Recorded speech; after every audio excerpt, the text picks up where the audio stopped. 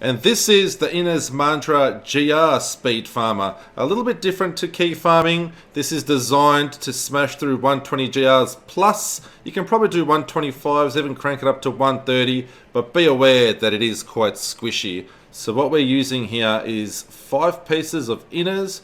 We've got the helm, the chest, the belt, the pants and the gloves. We're using org holds here for shoulders and the braces here, which gives us that damage against elites and also damage reduction against elites. Squirts, necklace here, make sure you get a good one with fire damage, crit damage and crit chance. The rings, focus and restraint.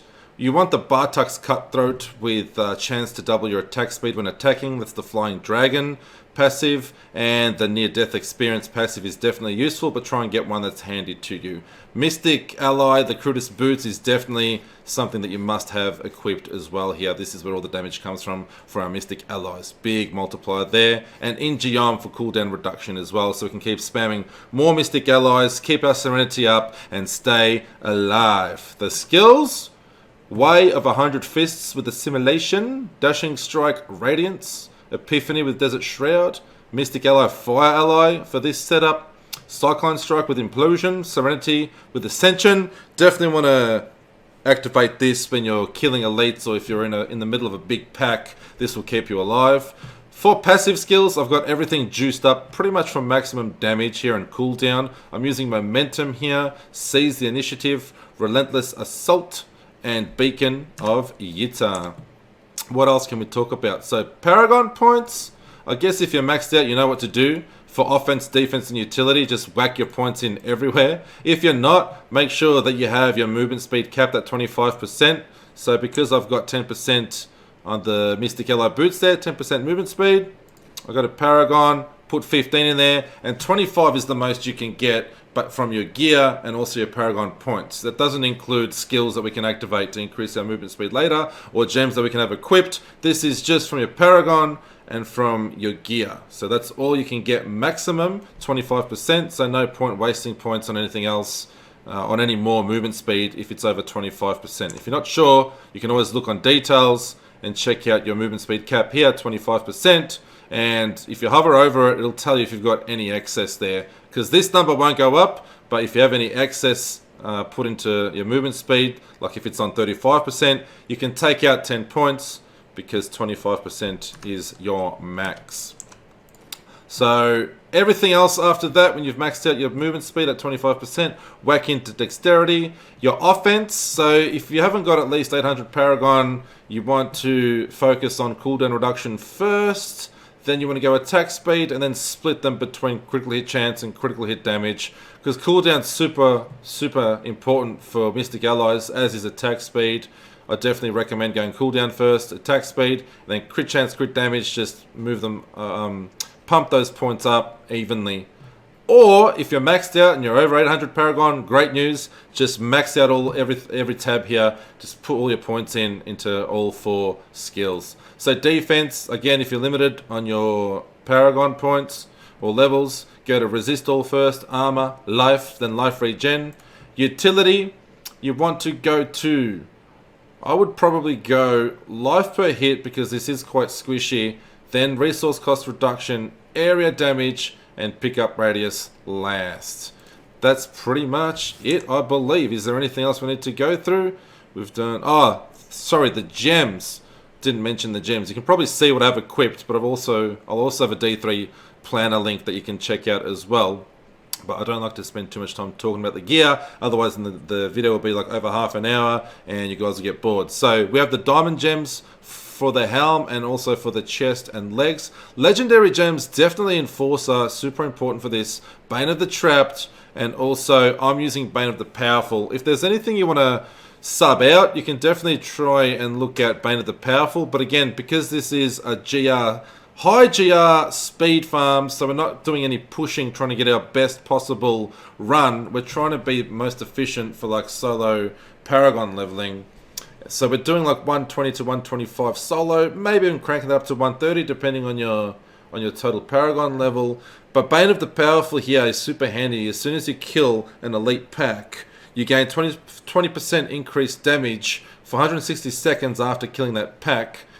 And then you get 15% increased damage versus elites and take 15% reduced damage from elites specifically. So this is an elite killer build, pretty much. I call it the elite melter.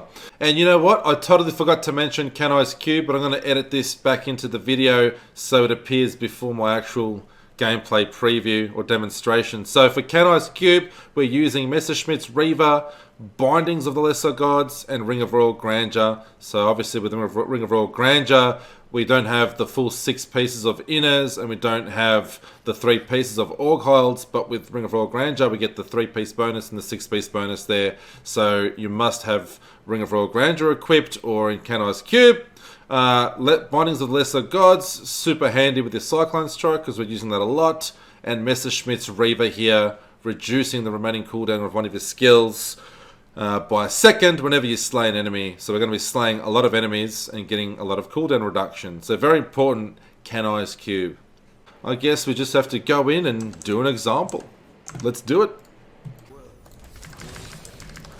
Do you reckon there's a pylon there? No, there isn't.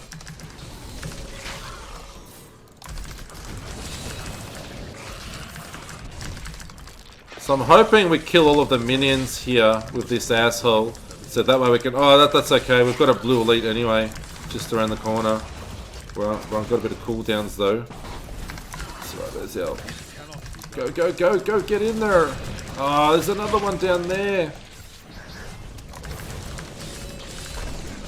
There we go. Alright.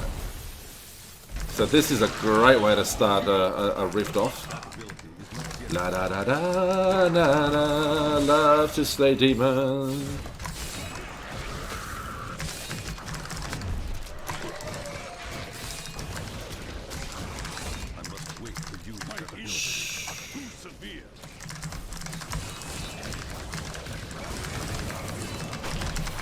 Rise up to meet us.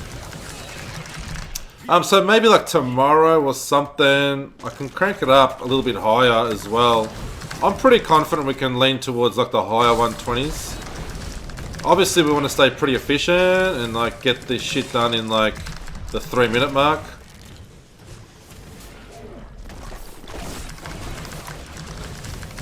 And like I said, if you're someone that doesn't like to play in groups, or if you're like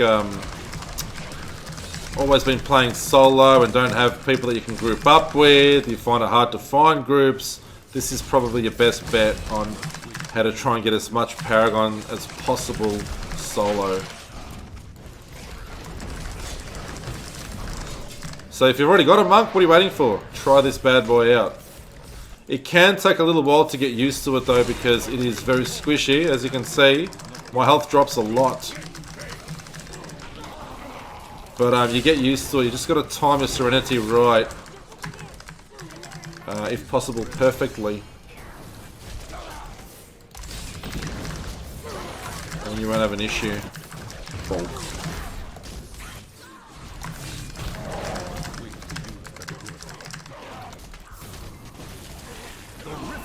There's the Rift Guardian there. I think we made pretty good time this time around.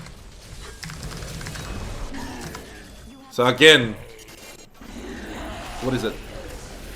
2.5 minutes? Yeah, 2.5 minutes. So under 3 minutes.